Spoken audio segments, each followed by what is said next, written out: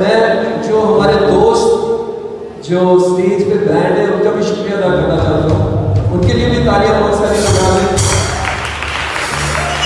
और मैं रिक्वेस्ट करूंगा आपसे कि शुरू में बीट ना शुरू करें, मुझे इस तरफ डी माइनर का कॉर्ड है, डी माइनर का cord.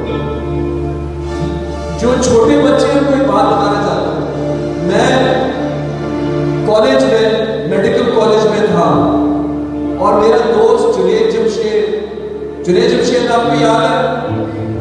Junaid Jamshed engineering university में था।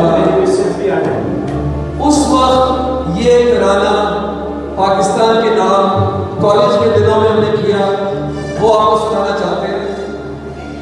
शुरू में बगैर किसी बीट के, और जब कोरस आए फिर बीट शुरू करेंगे, ठीक है?